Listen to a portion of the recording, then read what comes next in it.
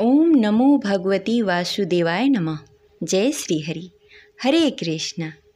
आप सभी को अपरा एकादशी की हार्दिक शुभकामनाएं। आज सुनेंगे अपरा एकादशी व्रत कथा और इसके महत्व के बारे में जानेंगे। तो प्रेम से बोलिए लक्ष्मी नारायण की जय। जय श्री हरि। इस साल अपरा एकादशी 23 मई 2025 दिन शुक्रवार को रखा जाएगा। यह ज्येष्ठ मास की कृष्ण पक्ष की एकादशी है। यह एकादशी व्रत बहुत ही पुण्य देने वाली मानी जाती है। ऐसा कहा जाता है कि जो भी व्यक्ति एकादशी का व्रत करके भगवान विष्णु और माता लक्ष्मी की विधि विधान से पूजा करते हैं, उसे विष्णु लोक की प्राप्ति होती है। इस व्रत के नियमों का पालन दशमी तिथि से हो जाता है। एकादशी के दिन भूलकर भी चावल नहीं खाना चाहिए। इस व्रत के दौरान पेड़ से पत्ते नहीं तोड़ने चाहिए। दशमी, एकादशी और द्वादशी के दिन ब्रह्मचर्य का पालन करना चाहिए और शुद्ध और सात्विक भोजन करना चाहिए। और एकादशी और द्वादशी के दिन तुलसी के पत्तों को भूलकर भी नहीं तोड़ना चाहिए। तुलसी की पूजा करनी चाहिए। भगवान विष्णु को तुलसी जी अति प्रिय हैं। एकादशी के दिन व्रत रखकर भगवान विष्णु और माता लक्ष्मी की विधि विधान से पूजा करके व्रत कथा पढ़नी चाहिए तथा सुननी चाहिए। इसके साथ ही इस दिन दान पुण्य करना चाहिए। और एकादशी के अगले दिन यानी कि द्वादशी के दिन पुनः भगवान विष्णु की विधि विधान से पूजा करके दान करके ब्राह्मण को दक्षिणा देकर उसके बाद पारण करना चाहिए। पारण में चावल इस्तेमाल करना चाहिए।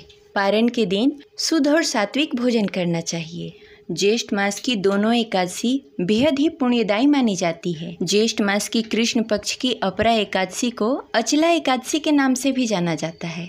वहीं ज्येष्ठ मास की शुक्ल पक्ष की एकादशी को निर्जला एकादशी के नाम से जाना जाता है, जो कि सभी एकादशियों में सबसे बड़ी एकादशी मानी जाती है। अपरा एकादशी का व्रत रखने से घर में सुख, शांति, समृद्धि के साथ धन की वर्षा होती है।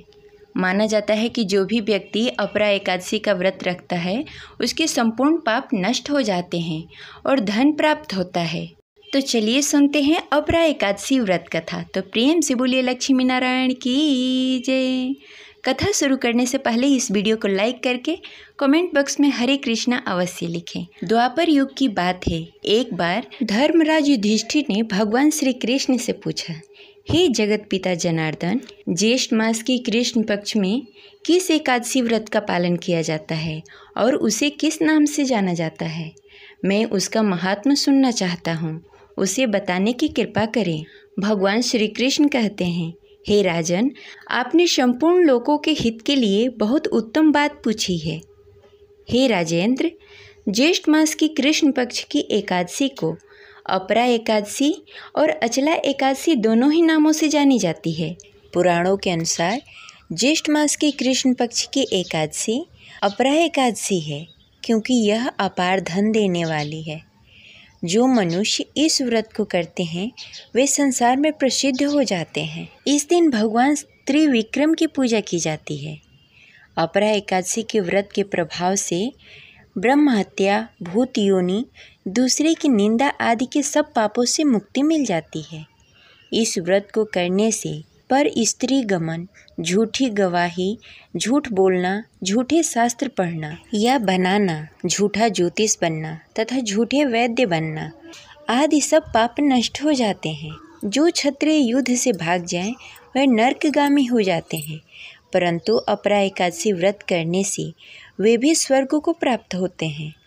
जो शिष्य गुरु से शिक्षा ग्रहण करते हैं फिर उसकी निंदा करते हैं वे अवश्य नरक में पड़ जाते हैं, मगर अपरा एकादशी व्रत करने से वे भी इस पाप से मुक्त हो जाते हैं। जो फल तीनों पुष्कर में कार्तिक पूर्णिमा को स्नान करने से या गंगा तट पर पितरों को पिंड दान करने से प्राप्त होता है, वही अपरा एकादशी का व्रत करने से प्राप्त होता है। माघ मास में जब सूर्य मकर राशि में स्थित हो उस समय प्रयागराज में स्नान करने वाले मनुष्य को जो पुण्य होता है, काशी में शिवरात्रि का व्रत करने से जो पुण्य प्राप्त होता है और गया में पिंड दान करने से पितरों की तृप्ति प्रदान करने से जो पुण्य प्राप्त होता है, वही बृहस्पति के सिंह राशि पर स्थित होने पर गोदावरी में स्नान करने वाला मनुष्य जिस फल को प्राप्त करता है, बद्रीनाथ की यात्रा करते समय भगवान केदारनाथ के दर्शन तथा बद्री तीर्थ के सेवन से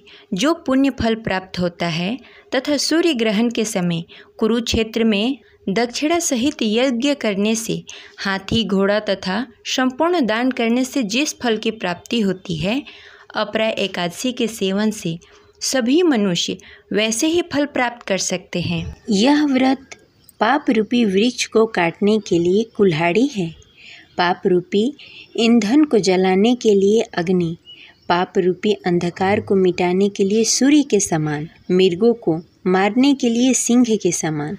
अतः मनुष्य को पापों से डरते हुए इस व्रत को अवश्य करना चाहिए।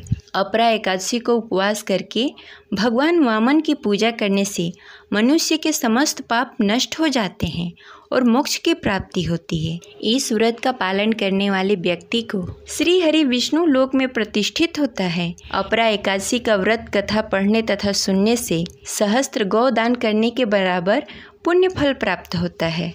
इसकी प्रचलित कथा के अनुसार प्राचीन काल में महिध्वज नामक एक धर्मात्मा राजा था।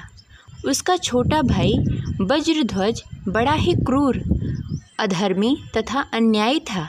वह अपने बड़े भाई से द्वेष रखता था। उस पापी ने एक दिन रात्रि में अपने बड़े भाई की हत्या करके उसके देह को एक जंगली पीपल के पेड़ के नीचे गाड़ दिया। उस अकाल मृत्यु से राजा प्रेतात्मा बन गया और प्रेतात्मा के रूप में उसी पीपल पर रहने लगा और अनेक उत्पात करने लगा। एक दिन अचानक धौम्य नामक ऋषि उधर से गुजर रहे थे। उन्होंने प्रेत को देखा, तपोबल से उसकी अतीत को जान लिया। अपने तपोबल से प्रेत उत्पात का कारण समझा। ऋषि ने प्रसन्न होकर उस प्रेत को पीपल के पेड़ के नीचे उतारा तथा परलोक विद्या का उपदेश दिया। दयालु ऋषि ने राजा से प्रेत योनि की मुक्ति के लिए स्वयं ही अपरा एकादशी का व्रत किया और उसे अग्नि से छुड़ाने को उसका पुण्य प्रेत को अर्पित कर दिया। इस पुण्य के प्रभाव से राजा की प्रेत योनि से मुक्ति हो गई। वह ऋषि को धन्यवाद देता हुआ दिव्य देह धारण कर पुष्कर विमान में बैठकर स्वर्ग को चला गया। हे राजन, यह अपरा एकादशी की कथा मैंने लोकहित के लिए कही है। इसे पढ़ने अथवा सुनने से मनुष्य सब पापों से छूटकर मोक्ष को प्राप्त हो जाता है। ये रही आज की कथा। आशा करते हैं आपको अच्छी लगी होगी। तो प्रेम से बोलिए लक्ष्मी नारायण की जय। मिलते हैं अगले वीडियो में, तब तक के लिए हरे कृष्ण।